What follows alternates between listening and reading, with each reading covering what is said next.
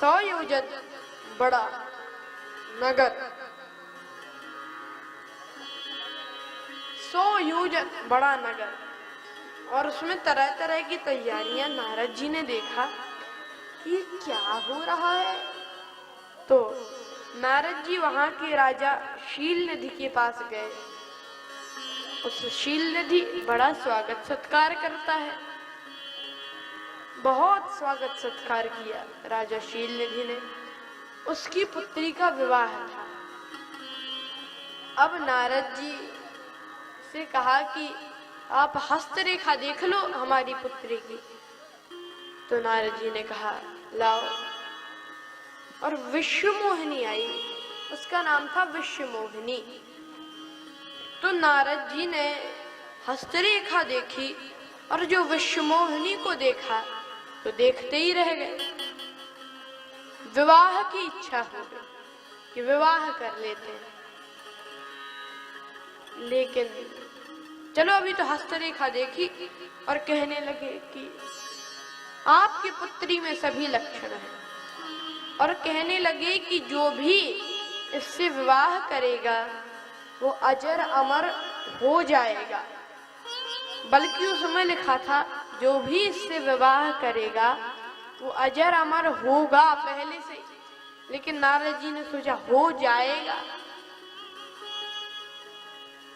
अब हस्तरेखा देखी, कछुक बनाए भूप सन भाके, कुछ बना कही कह दी। अब सोचा कि क्या करूं, विवाह तो करना है, तो वैसे तो मैं सब ठीक हूं, लेकिन जरा चेहरा वैसा नहीं, सुंदर होना चाहिए, सुंदर चेहरा होना चाहिए। तो क्या करें? ताकि ये काम करते हैं, भगवान से चेहरा मांग लेते हैं।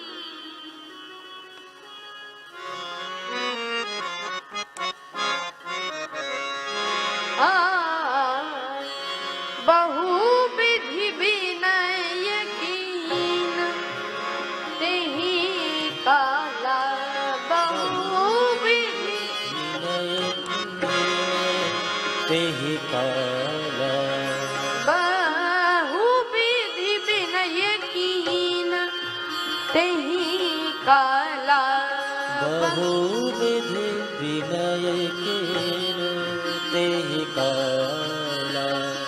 प्रगटे प्रभु कौतुकी कृपाला, बहु विधि विनय कीन तेहि काला, बहु विधि विनय कीन तेहि काला, बहु विधि विनय कीन तेहि बहु विधि विनय कीन, हाँ विनय कीन, हाँ विनय कीन। बहुत तरह से विनती की। भगवान प्रकट हो गए भगवान जी, और बोले कि क्या हो गया नारद जी, हमें याद क्यों किया? कहा कि महाराज मुझे विवाह करना है। तो कहा कि बड़ा सुंदर विचार है, विवाह कर लियो। बोले कि प्रभु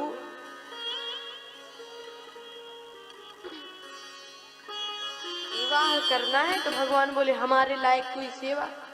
कहा कि प्रभु सेवा है, एक सेवा कर दो कि हमें आपन रूप दे हो प्रभु मोहि, अपना रूप दे दो। भगवान ने सोचा बड़ा अद्भुत वरदान मांग रहे हैं, रूप हमारा, विवाह तुम्हारा, और कोई उपाय नहीं है। तो भगवान ने कहा ठीक है, लेकिन सोचने लगे इन्हें सुंदर बनावे कि ना बनावे। राम सदा सेवक रुचि राखी, सुंदर तो बनाना चाहिए, लेकिन ऐसी सुंदरता किस काम की जो आदमी की जीवन कोई बंदर बना दे, जीवन भर नाचे। तो इसीलिए इनको सुंदर बना देते, नहीं बना। और ऐसे विचार मन में आने लगे भगवान के, तो भगवान ने एक रूप दे दिया, बहुत अच्छा रूप दे दिया। और रूप किसका दिया? बंदर का। इतना बेकार चेहरा दिया, लेकिन भगवान श्री नारद जी की हंसी नहीं कराना चाहते, इसीलिए वो रूप केवल विश्वमोहिनी को दिखा, या तो नारद जी को दिखा, या और किसी को नहीं दिखा। या तो स्वयं नारद जी ने देखा या विश्वमोहिनी ने, लेकिन दो ने और देखा। किन्होंने? दो शंकर जी के गण थे। शंकर जी ने सोचा कि इनको मना किया ही, ये कहेंगे जरूर, तो आंखों देखा हाल बताओ, हाल बताना। तो भगवान से कहा प्रभु हमें भी देखना है वो चेहरा। भगवान बोले नहीं नहीं, वो सीक्रेट मामला है, वो चेहरा तुम नहीं देख सकते। बोले नहीं नहीं प्रभु, हमको भी देखना है, हमको दिखा दो, हम तो रिपोर्टर हैं, हमको तो देखना ही चाहिए। ठीक है। अब ऐसा तो चेहरा था, तो वो दोनों गण आ गए नारद जी के पास। अरे एक ने कहा नीक दीन हरि सुंदरताई, भगवान ने कितनी बढ़िया सुंदरता दी है आपको, कहना ही क्या है। अरे रीझ है राजकुंवर छवि देखी, विश्वमोहिनी आपको ही जयमाल पहनाएगी, देखना।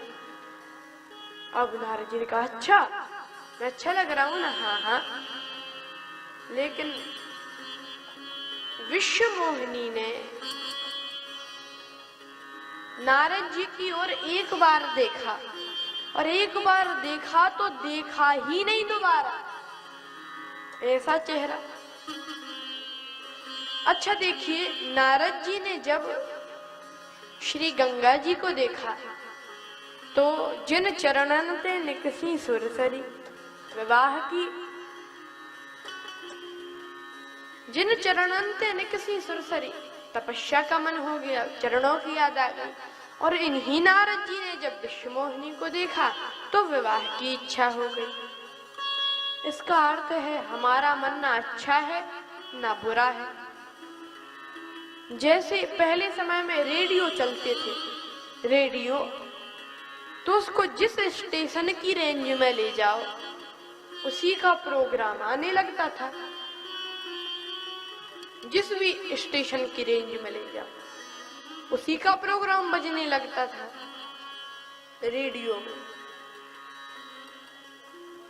और ऐसा ही हमारा मन है, न ये तो ना अच्छा है ना बुरा है।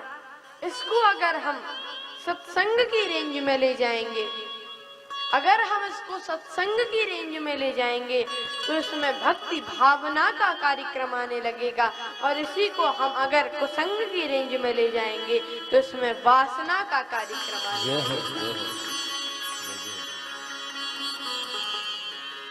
और विश्वमोहिनी ने एक बार देखा, बस फिर देखा ही नहीं।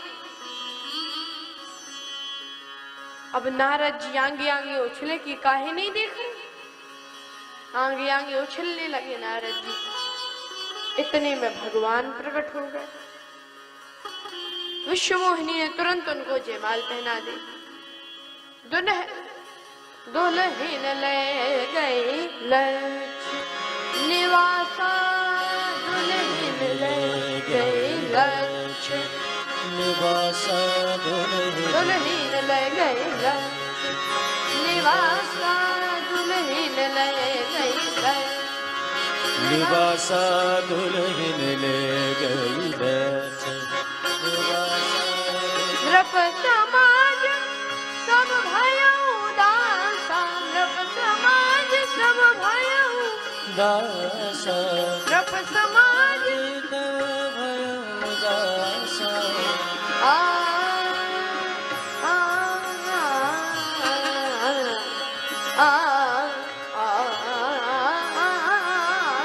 दुल्हन ले गए लक्ष्य निवासा, ले गए लक्ष्य ले गए। बड़े उदास हुए श्री नारद जी और गणों से बोले, तुम तो कह रहे थे मैं बहुत सुंदर हूं। गण बोले, सुंदर तो आप अभी भी देख लो, निज मुख मुकुर बिलोकहु जाई। और जो देखा नारद जी ने जल में, बड़ा क्रोध आया और श्राप दे दिया, जाए निशाचर होए तुम कपटी पापी दो। तुम दोनों कपटी हो जा, तुम दोनों कपटी हो, पापी हो, निशाचर हो जा। ये गुण तो कपटी पापियों में होते हैं। बहुत क्रोध आया और हाथ जोड़कर कहा, महाराज हमने तो सूचना दी है और जिन्होंने सुंदरता दी है उनका का उनको हम देख रहे हैं।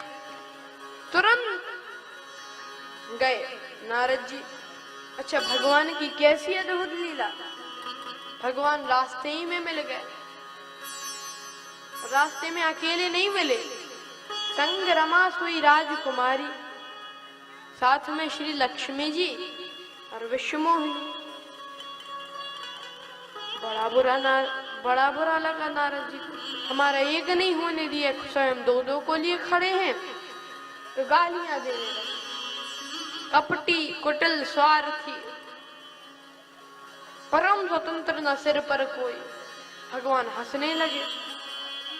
नारद जी बोले, मैं गालियां दे रहा हूं, तुम हंस रहे हो।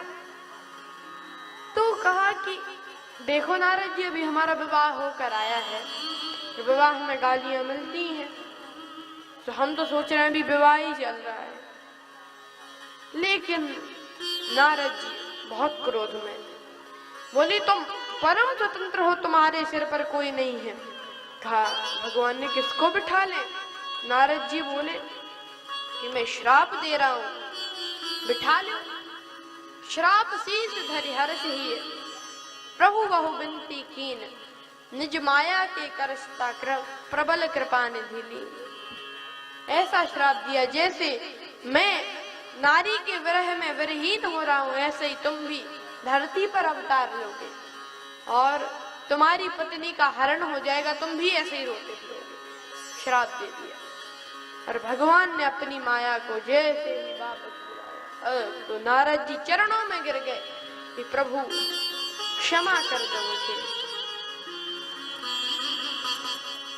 तो भगवान ने कहा कि ये सब तो मुझे जन्म लेना था, इसीलिए मैंने ये लीला की। लेकिन कहा नारद जी ने, मेरे मन को विश्राम नहीं मिल रहा। तो भगवान ने कहा कि जपहु जाई शंकर सतनामा, जपहु जाई शंकर सतनामा, जपहु जाई शंकर सतनामा, जपहु जाई शंकर सतनामा। होई हृदय तुरत विश्रामा, होए है अटले तुरंत विश्रामा, होई हृदय तुरत विश्रामा, होए है तुरंत विश्रामा।